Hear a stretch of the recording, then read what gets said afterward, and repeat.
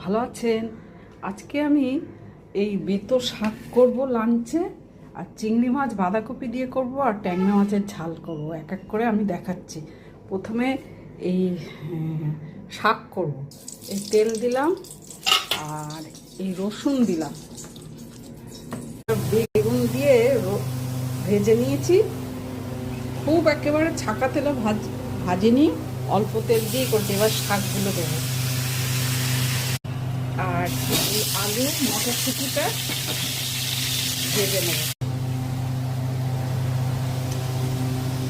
এদিকে জল দিয়ে দিয়ে কষছি।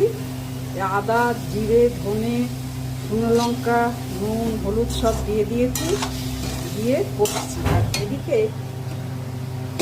একটা পাউডার দিয়েছি, যেটা ইডলি ধোসা করে রেখেছিলাম মশলা দিয়ে, সুজি আর চিড়ে, সেইটা একটু দিয়েছি মাখা মাখা হওয়ার জন্য। আর এটা টেস্ট হবে। এতো করার দুটো লবঙ্গ, ডালচিনি এক টুকরো, আর দুটো এলাচ দিয়েছি, জিরে, শুকনো লঙ্কা, তেজপাতা এটাও দিয়েছি। এগুলো এবার একটু চিংড়ি মাছগুলো এর সাথে কষে দেবো। মাছটা যেহেতু রাবারি হয়ে যায়, ওটা তুলে নিয়েছি। আর এই বাঁধাকপিতে গরম মশলা দিলাম। এবার মাছ রান্না করব। এই যে তেলে কালো জিরে দিয়েছি, এবার মাছগুলো দেবো, জাস্ট একটু ফাটলে নেব।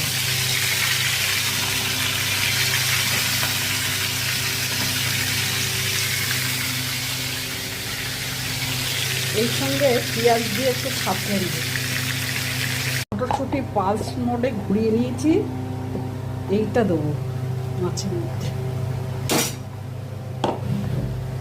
আর একটু একে টেকে দিতে হবে।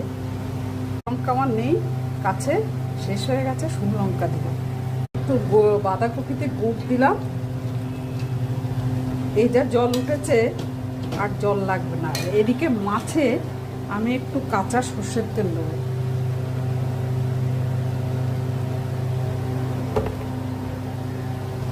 এটা বেতো শাক বেগুন দিয়ে, এটা ট্যাংরা মাছ গ্রেটেড মটরশুঁটি দিয়ে, আর এটা চিংড়ি মাছ দিয়ে বাঁধাকপি।